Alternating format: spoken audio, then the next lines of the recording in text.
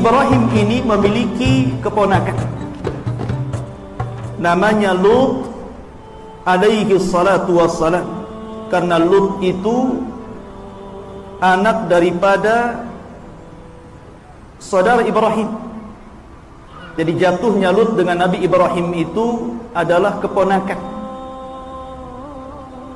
Dan Allah Subhanahu wa taala mengutus seorang rasul itu berbeda tempat. Lah ketika Allah Subhanahu wa taala menjelaskan tentang keduanya, maka wilayah daerah dakwah Lut itu di daerah yang disebut dengan Sodom atau negeri Sodom, dan ada 4 negeri yang di sekitarnya. Jadi semuanya 5. Sodom dan 4 Korea di sekitarnya, semuanya sepakat melakukan kejahatan. Jadi Lut diutus kepada mereka. Salah satunya yang terkenal Sodom. Kaum Lut ini ikhwatu fiddin, tidak ada satupun kaum yang disebutkan di dalam Al-Quran sifat-sifat buruknya melebihi keburukan kaum Lut. Subhanallah, kaum Lut ini ikhwan, tidak ada satupun kaum yang dicaci maki Allah dalam Al-Quran yang lebih dahsyat dibandingkan kaum yang lainnya, di mana Allah Subhanahu wa taala menyebutkan mereka adalah kaum kafir. Kemudian juga dikatakan mujrimin. Mujrim itu artinya orang jahat, orang berbuat dosa. Kemudian dikatakan fasikin. Kemudian dikatakan mu'tadin, kaum yang melampaui batas. Kemudian dikatakan jahilin, kaum yang jahil. Kemudian dikatakan musrifin, yang melampaui batas. Kemudian dikatakan mufsidin, perusak bumi. Kemudian dikatakan zalimin, pelakunya zalim. Masya Allah, tidak ada satupun kaum yang disifati dengan sifat yang buruk yang banyak disifatkan Allah kecuali kaum Lut. Dosa apa mereka ini sebenarnya?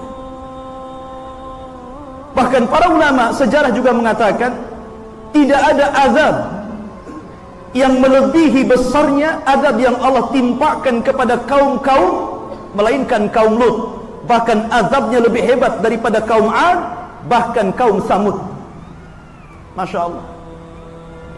Nanti kita akan jelaskan azabnya apa. Ma'asyiral muslimin, kenapa Allah Subhanahu wa taala sampai mensifati kaum Lut sedemikian buruknya?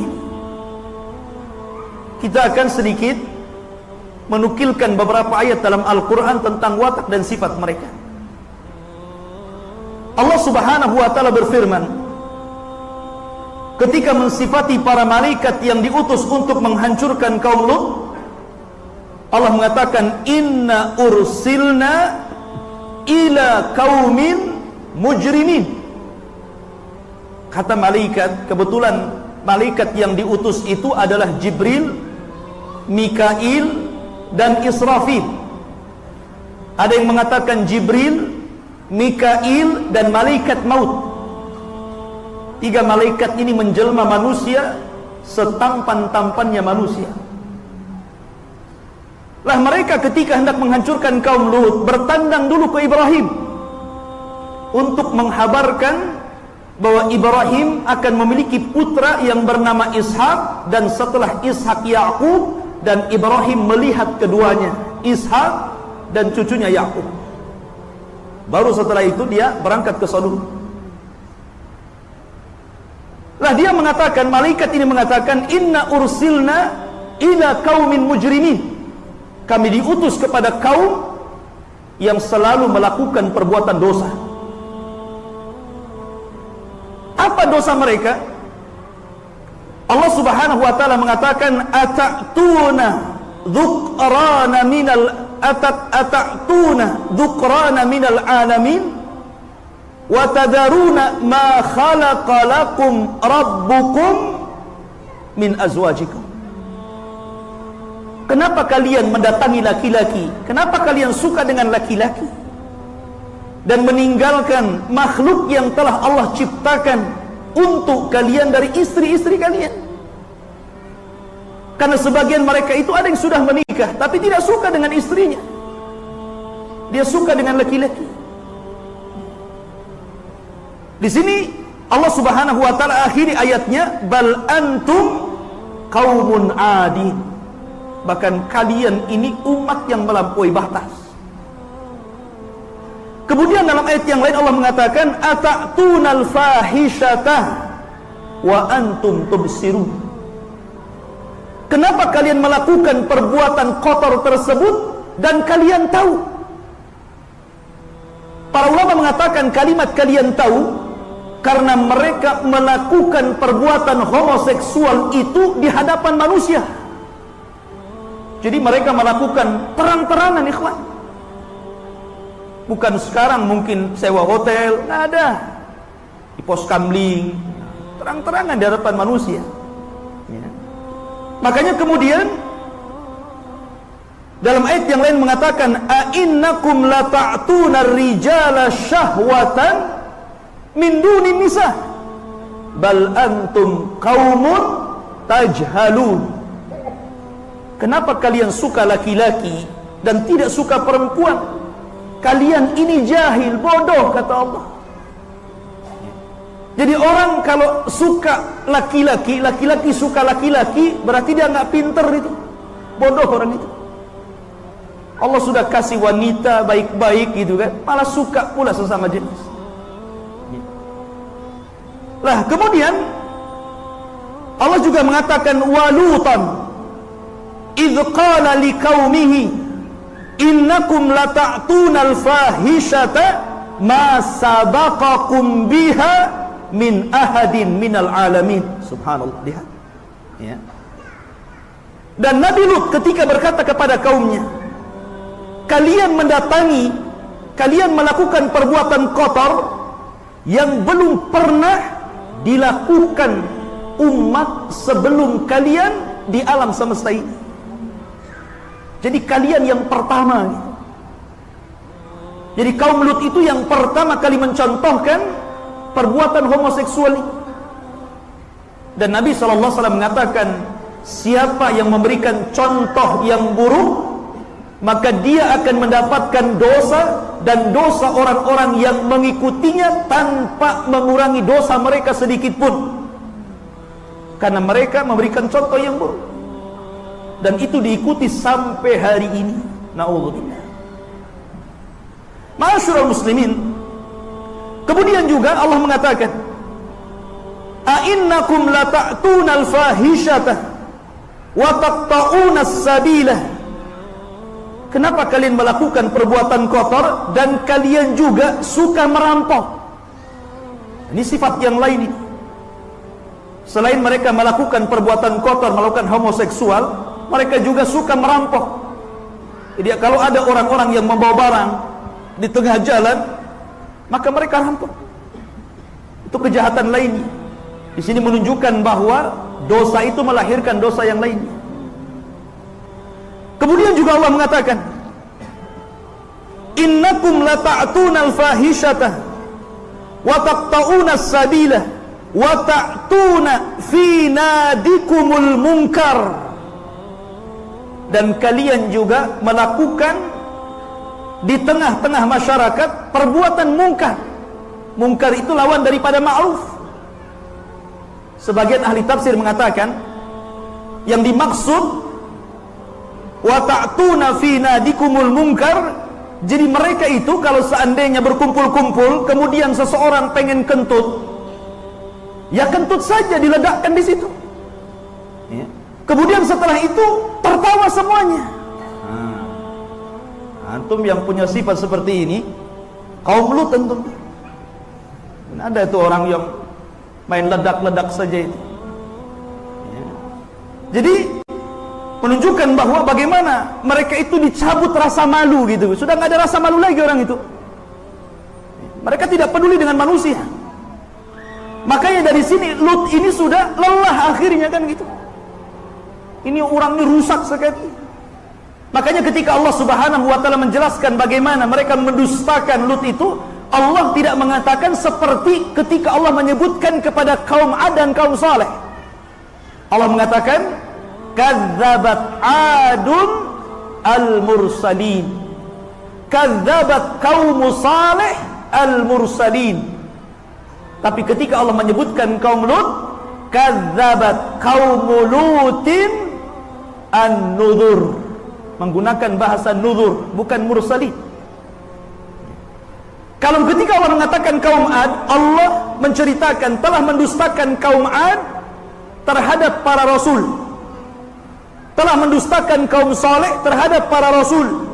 Tapi ketika Allah mengatakan kaum Lut, dia mengatakan telah mendustakan kaum Lut an-nuzur, orang-orang yang memberikan peringatan kepada mereka. Kenapa menggunakan bahasa nuzur, peringatan, bukan rasul? Sebagian ulama tafsir mengatakan karena Nabi Lut sudah mengajak mereka ke jalan Allah, tapi mereka tolak. Yang kedua, setiap kali Lut berdakwah, mereka tidak mau mendengarkannya. Yang ketiga, mereka justru mengancam untuk membunuh Lut dan mengusirnya. Jadi mereka ini sudah luar biasa kurang ajarnya kepada seorang nabi. Makanya menggunakan bahasa nuzur dari nadhir. Dan kenapa menggunakan jamak? Padahal Sodom itu hanya diutus cuma satu saja, Lut saja kan. Telah mendustakan kaum Lut beberapa orang yang memperingati mereka. Padahal cuma satu Lut. Kenapa dikatakan beberapa orang?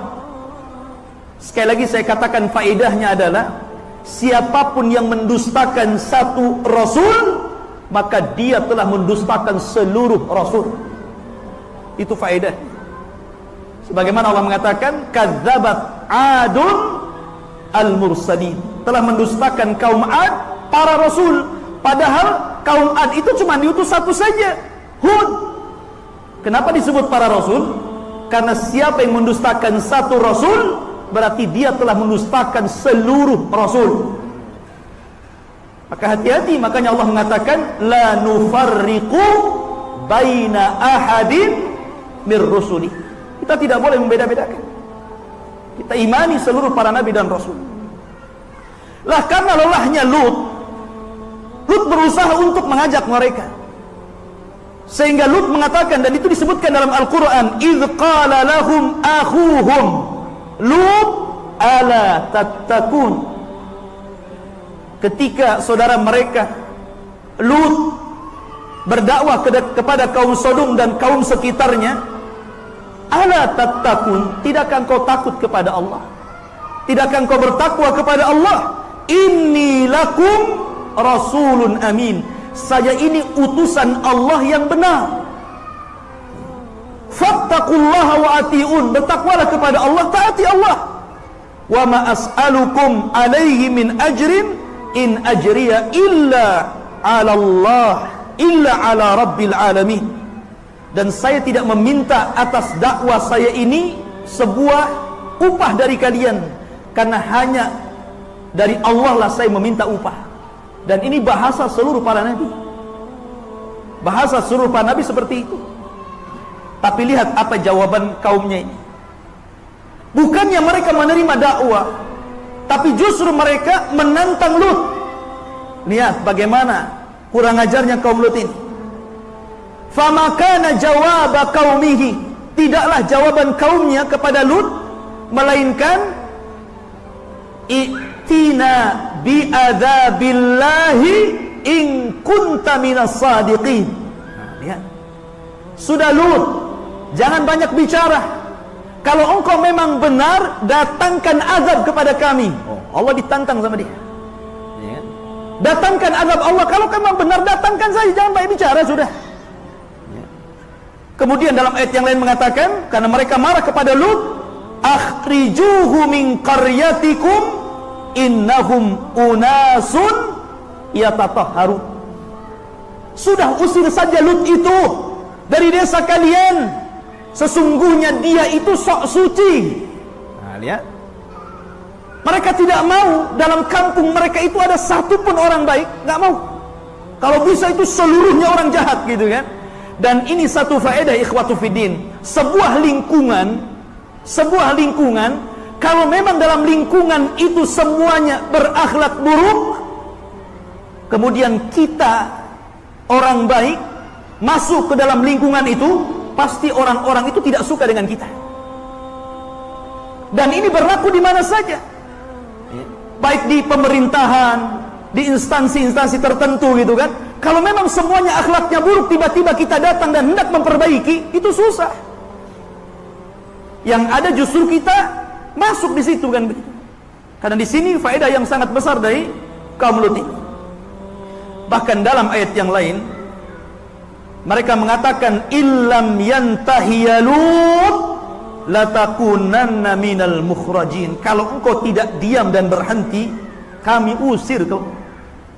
Sampai seperti itu ancaman. Karena Lut ini sudah berdakwah siang malam, ternyata tidak ada satupun yang beriman kecuali 2 putrinya saja.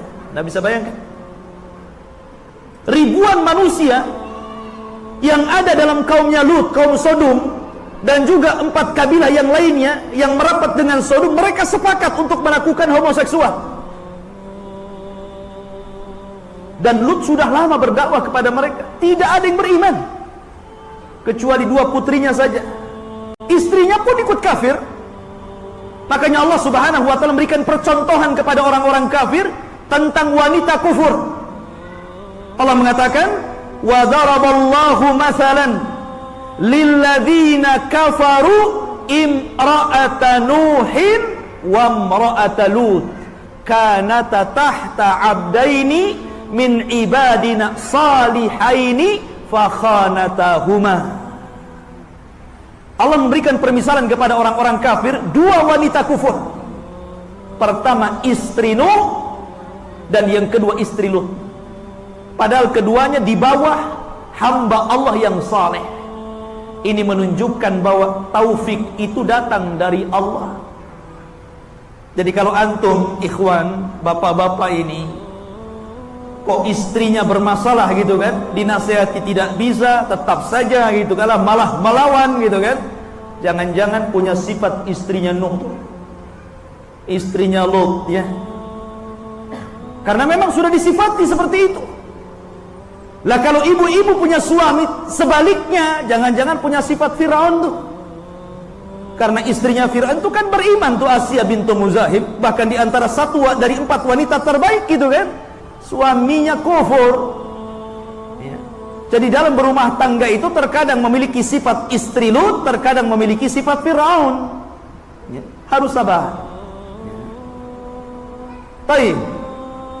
Kemudian ikhwatu fiddin yang dimuliakan Allah Subhanahu wa taala, akhirnya kemudian ketika Lut sudah tidak kuat lagi dengan ancaman, cacian, kemudian juga betul-betul mereka mengarah kepada pembunuhan, maka Lut berdoa kepada Allah Subhanahu wa taala, Rabbi najjini wa ahli mimma ya'malun.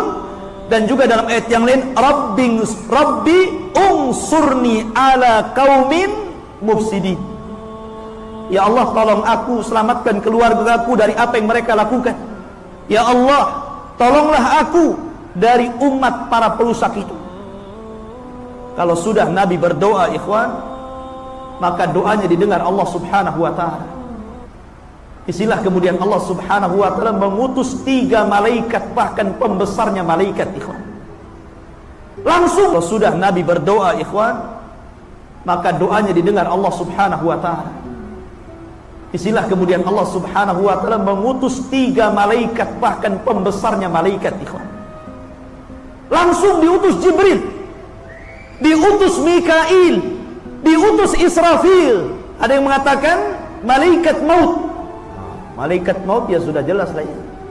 Pada malaikat maut yang diutus selesai lihat. Ya. Kemudian mereka akhirnya berubah menjadi laki-laki tampan. Laki-laki tampan, dan begitulah malaikat kalau menjelma tasyakkal serupa dengan manusia, maka akan memilih orang-orang tampan yang diserupai. Jadi kalau malaikat itu menjelma, tidak ada yang menakut-nakuti. Kalau menakut-nakuti itu setan namanya ya. Makanya Nabi SAW ketika berjumpa dengan Jibril, biasanya Jibril itu tasyakkal, berubah wujud menjadi manusia, terkadang meniru siapa? sahabat Dihyah Al-Kalbi, seorang delegasi yang biasa diutus untuk mengirim surat oleh Rasul, dan dia orang yang paling tampan di kota Arab. Makanya Aisyah pernah melihat Rasul berdiri di hadapan Dihyah, padahal malaikat Jibril. Maka Aisyah mengatakan, wahai Rasul, aku melihat engkau di hadapan Dihyah, ada apa? Kata Nabi, bukan, itu bukan Dihyah, dia adalah Jibril. Dia menyampaikan salam untukmu dari Allah. Insyaallah. Aisyah dititipin salam sama Allah, ya, itu luar biasa itu. Kita mah dititipin salam dari Raja Salman, dah bangga tuh. Dapat salam dari Raja Salman. Salman yang mana? Gitu. Paling kita nggak percaya gitu. Itu baru salam tuh. Gimana antum dihajikan gitu? Baik, ini Allah yang nitip salam kan, luar biasa Aisyah. Ini salah satu keutamaan Aisyah radhiyallahu anha. Lah kemudian sebelum mereka mendatangi kaum Sodom itu, maka 3 malaikat yang menjelma menjadi orang-orang tampan ini mendatangi Ibrahim dulu. Mendatangi Nabiullah Ibrahim alaihi salatu wassalam. Lah, ketika mereka datang kepada Ibrahim alaihi salatu wassalam, Ibrahim itu dikenal orang yang suka menjamu tamu. Jadi ketika datang 3 tamu, tidak tahu Ibrahim siapa mereka gitu kan, karena mereka anak-anak muda tampan. Tapi husnudonnya Ibrahim adalah ketika ada tamu langsung diterima. Bahkan dijelaskan Ibrahim itu menyembelih ijlin samin, anak sapi yang sangat besar gitu kan. Nah ini menunjukkan tamu ini nggak kenal siapa. Kemudian datang ke rumahnya bertandang. Itu nggak mikir dulu, nggak minuman yang dikasihkan gitu kan. Suruh tunggu dulu. Kemudian dia ke belakang rumah, dia sembelih itu anak sapi yang besar. Wah, luar biasa itu. Nah, coba antum praktekkan kayak gitu kalau anak ke rumah antum gitu kan. Sembelih kambing. Tunggu Ustaz ya, saya nyembelih ayam dulu. Kan asik, hari-hari saya ke rumah antum. Ya. Jadi Ibrahim alaihi salatu wassalam ini ketika sudah dihidangkan makanan, Masya Allah, 3 tamu ini nyentuh saja enggak. Dilihat pun enggak gitu kan. Namanya malaikat, enggak makan, enggak minum. Setiap disodorkan makanan yang ditatap Ibrahim, setiap disodorkan minum ditatap lagi Ibrahim. Gimana Ibrahim enggak takut? Ibrahim sudah tua. Ini anak-anak muda kalau berbuat jahat habislah Ibrahim kan gitu.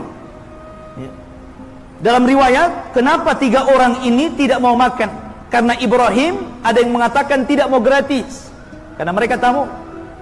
Kata Ibrahim, boleh kalian makan, tapi harus bayar dulu.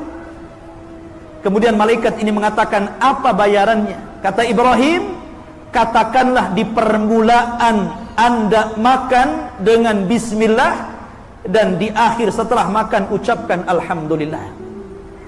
Maka kata 3 malaikat, sadaqallah, sungguh benar Allah yang mengatakan anta ini Khalilur Rahman, kekasih Allah subhanahu wa ta'ala. Jadi yang mengatakan adab makan itu sudah ada sejak zaman Ibrahim. Baca bismillah, terakhir alhamdulillah. Ustaz kalau nambah bismillah lagi, alhamdulillah lagi, kan begitu. Baik. Kemudian setelah itu Ibrahim bertanya nih, mulai berdialog nih. Fama khatbukum ayyuhal mursalun. Setelah Allah memberitahu bahwa dia adalah para utusan Allah, maka mereka mengatakan, inna ursilna ila qaumin mujrimin. Kami diutus Allah subhanahu wa ta'ala untuk menghancurkan umat yang mujrim, yang suka melakukan dosa. Kemudian kata malaikat, linursila ilaihim hijaratan min tin. Allah memerintahkan kami bertiga ini untuk menghujani mereka dari batu yang terbuat dari tanah, musawwamatan. Setiap batu tertulis nama satu-satu kaum mujrim itu. Bayangkan, musawwamatan itu artinya alamah. Jadi setiap batu yang menimpa kepada orang itu ada tulisannya. Setiap orang ada tulisan di batu itu. Musawwamatan, kata Allah, inda rabbika lil musrifin, di sisi Allah bagi orang-orang yang melampaui batas. Masya Allah. Jadi adabnya satu-satu gitu. Batunya itu ditulis nama orang-orang yang akan diadab. Dan ini luar biasa, ikhwan. Ya. Maka ketika itu, ikhwatu fiddin, tiba-tiba istrinya Ibrahim tersenyum, fadhahiqat. Disebutkan dalam Al-Quran, maka istrinya Ibrahim itu langsung tertawa, tersenyum, senang. Karena memang dia tahu bagaimana kaumnya Lut itu. Mereka sudah luar biasa kejahatan. Kemudian baru setelah itu, 3 malaikat ini menghabarkan bahwa Ibrahim akan melahirkan Ishak. Kemudian juga setelah Ishak akan melahirkan Yakub. Artinya Ibrahim akan melihat anaknya Ishak dan juga cucunya Yakub. Baru setelah itu mereka berangkat ke negeri Sodom. Baik. Allah Subhanahu wa taala mengatakan, "Kadzabat qaum Lutin bin nudhur." Kadzabat qaum Lutin bin nudhur. Telah mendustakan kaum Lut itu bin nudhur dengan para pembawa peringatan kepada mereka. Saya katakan tadi tidak dikatakan al-mursalin tapi bin nudhur karena memang kaumnya Lut itu sudah luar biasa kurang ajarnya kepada Nabi. Diajak tidak mau, bahkan tidak mau mendengar, bahkan ngancam mau bunuh, bahkan ngancam mau mengeluarkan Lut, sehingga Allah mengatakan bin nudhur. Bahkan Allah Subhanahu wa taala sampai-sampai kemudian mengatakan lewat lisan Nabi sallallahu alaihi wasallam, rahimallahu, kata Nabi, ala akhi Lut laqad awa ala ruknin syadid. Semoga Allah merahmati saudaraku Lut, kata Rasul. Sungguh dia telah bertawakal kepada tiang yang sangat kokoh, maksudnya kepada Allah Subhanahu wa taala. Kenapa Rasul mengatakan seperti itu? Karena Lut itu tidak ada satupun kaumnya yang beriman. Dia hanya tawakal kepada Allah. Yang beriman cuma 2 anaknya saja, itu yang perempuan. Dan itu sudah ditawarkan kepada kaum Lut. Mereka nggak mau. Mereka nggak suka perempuan. Ya. Sehingga kemudian Allah mengadab mereka. Ma'asyiral muslimin, jamaah sekalian yang dirahmati Allah Subhanahu wa taala. Tadi sudah saya katakan Lut itu diutus kepada 3 desa, atau mungkin 5 tempat, 5 qaryah, 5 daerah gitu kan. Tapi dari 5 daerah itu yang terkenal kaum Sodom. Karena memang Sodom ini dibandingkan 5-5-nya itu paling rusak sendiri, tapi semuanya rusak. Cuman ada tempat yang paling rusak namanya Sodom, sehingga yang dikenal Sodomnya. Yang 4-nya tidak dikenal, tapi disebutkan 5 tempat. Lah ikhwatu fillah yang dimuliakan Allah Subhanahu wa taala, setelah kemudian Lut berdakwah dan ditolak dan berdoa kepada Allah Subhanahu wa taala, maka datanglah 3 malaikat yang menjelma orang tampan itu. Lah Lut itu ikhwatu fiddin punya 2 putri. Lah salah satu putrinya diutus oleh Lut untuk menjadi mata-mata setiap orang yang datang ke kampung itu. Jadi terkadang pura-pura ngambil air. Jadi kalau ada tamu masuk ke desa itu, langsung lapor kepada bapaknya, kemudian bapaknya langsung mendatangi orang-orang dan disuruh kembali, jangan masuk. Nah gitu maksudnya ya. Jadi ketika ada 3 orang yang, apalagi itu 3 orang-orang tampan gitu kan, ini yang dicari kaum Lut, karena mereka suka laki-laki gitu kan. Maka anak putrinya Lut ini langsung lari memberitahu bapaknya, "Pak, ada 3 tamu tampan-tampan." Wah bahaya ini katanya kan. Langsung keluar mendatangi 3 tamu itu. Karena tadinya tidak tahu kalau mau bertamu, maka Lut mengatakan, lebih baik kau keluar. Demi Allah, kata Lut, tidak ada manusia yang paling buruk yang Allah ciptakan di permukaan bumi kecuali mereka. Keluar, jangan masuk. Ya. Kamu bisa diperkosa, bahasanya seperti itu gitu kan. Malaikat diperkosa. Ya. Jadi khotibin yang dimuliakan Allah Subhanahu wa taala, tetapi setelah kemudian 3 malaikat ini memang berhendak untuk bertamu, maka Lut tidak bisa, karena Lut itu kan mewarisi sifat Ibrahim. Dia beriman kepada Nabiullah Ibrahim, bahkan diangkat menjadi nabi dan rasul. Jadi banyak mewarisi sifat Ibrahim. Dia ingin menghormati tamu, tapi satu sisi dia takut dengan tamunya. Akhirnya dibawa ke rumah, diberitahu di rumah itu, pokoknya kamu harus pergi, intinya seperti itu. Ketika itu ikhwan, istrinya kan kufur. Istri Lut itu kufur. Dan istri Lut itu mata-mata kaum Lut. Ketika melihat ada orang-orang tampan di rumahnya, akhirnya dia bergegas keluar memberitahu sebagian kaum Lut, di rumah saya ada laki-laki yang tampan dan saya tidak pernah melihat ketampanan mereka ada pada kalian. Wow, mendengar seperti itu ikhwan, ya, maka mereka berkumpul bergegas, ya, datang ke rumah Lut alaihi salatu wassalam. Ketika itu terjadi dialog antara Lut berusaha melindungi 3 tamu di dalam rumah ini, berusaha untuk bahkan Al-Quran mengatakan farawaduhu. Rawadu itu artinya saling merayu, ya, ditarik-tarik Lut itu gitu kan, supaya diserahkan orang-orang itu, ya. Tapi Lut terus tidak mau. Akhirnya kemudian Lut pun mengunci pintunya. Maka di malam hari ikhwatul fiddin yang dimuliakan Allah subhanahu wa ta'ala, sebelum terjadi azab, maka orang-orang yang bergerak ke rumah Lut ini berusaha mengunci pintu tapi mendobraknya. Kemudian ketika mereka melihat 3 laki-laki yang tampan, disitulah permulaan azab Allah. Azab Allah ini dibagi 3. Ada azab yang khusus, ada azab yang umum, ada yang umum lagi. Ini permulaan azab yang khusus, dan itu dijelaskan dalam Al-Quran, ya. Ketika kemudian mereka berusaha merayu Lut, kemudian berhasil mendobrak pintunya dan melihat 3 malaikat, Allah mengatakan fatamasna a'yunahum. Lihat, Allah subhanahu wa ta'ala hilangkan matanya. Dihilangkan matanya.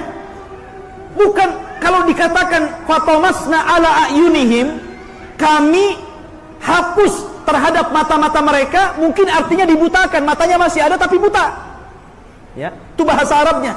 Tapi kalau fatamasna a'yunahum tanpa menggunakan ala, artinya memang matanya itu sudah hilang, jadi nggak punya mata begini. Ada orang buta itu masih ada matanya, tapi ini matanya hilang entah kemana, ya, jadi rata wajahnya, yang ada hidung sama mulutnya saja. Sehingga mereka tidak bisa melihat Lut, tidak bisa melihat malaikat yang menjelma manusia, bahkan tidak melihat satu sama lain. Dan itu adab pertama. Tapi ini khusus adab yang diberikan kepada orang yang datang saja dan hendak melakukan perbuatan fahsya kepada 3 malaikat ini. Ini bukan umum, tapi ini sudah permulaan adab.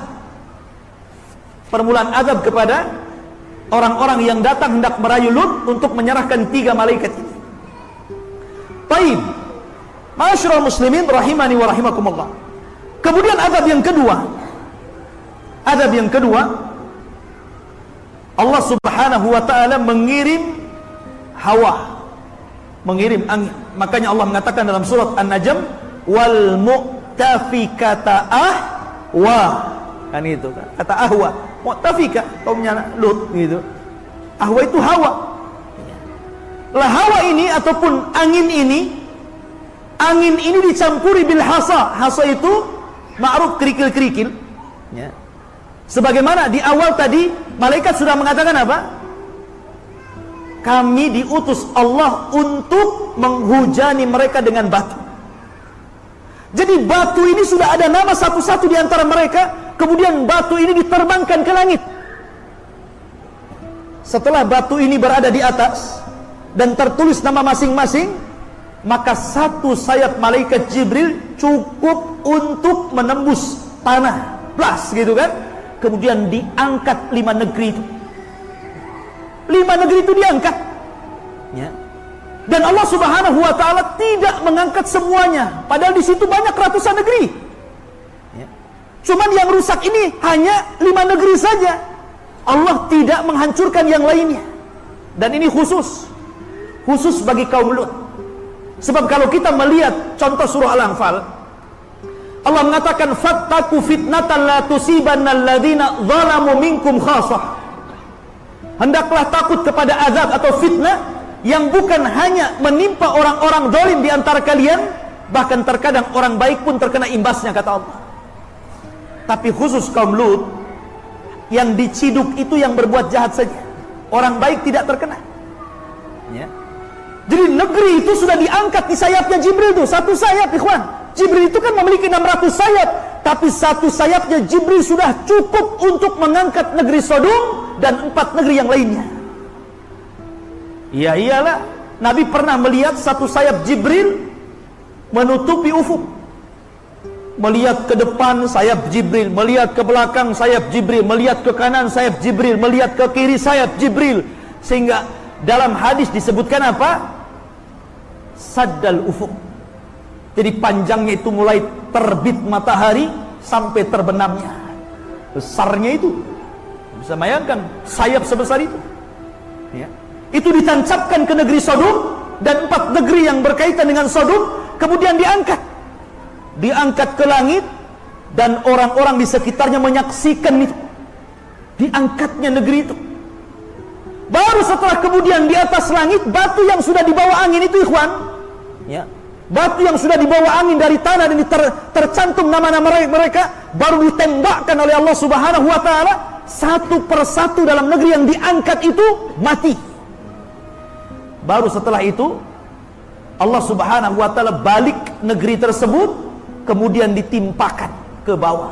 Anda bisa bayangkan, setelah itu kemudian, dan di bawah itu sudah ada burkan. Antum tahu lahar itu, laharnya gunung itu, di bawah itu sudah ada burkan, lahar yang sudah mendidih-didih. Sementara mereka dibalik, bawah ini lahar, kemudian ditimpakan ke bawah, plek begitu kan. Baru kemudian Allah hujani sederas-derasnya, sehingga kemudian sekarang menjadi laut mati. Nabi SAW pernah mengatakan, jangan pernah melewati tempat yang diazab Allah Subhanahu wa ta'ala. Ini azab yang belum pernah ditimpa kecuali kepada kaum Lut, insyaallah. Dan itu semua digambarkan di dalam Al-Quranul Karim. Ini kehancuran negeri Lut. Dan subhanallah, kaum muslimin yang sudah jelas-jelas melihat bagaimana ancaman dan juga azab kaum Lut. Di zaman sekarang bukannya kita takut dengan perbuatan itu kan? Bahkan di negeri kita ini ada gerakan namanya LGBT kan? Sampai-sampai dulu saya pernah mendengar gerakan LGBT ini sampai membuat buku fikih salat khusus LGBT dan minta pihak MUI itu memberikan mukaddimah dalam bukunya. Anda bayangkan, sampai mereka konon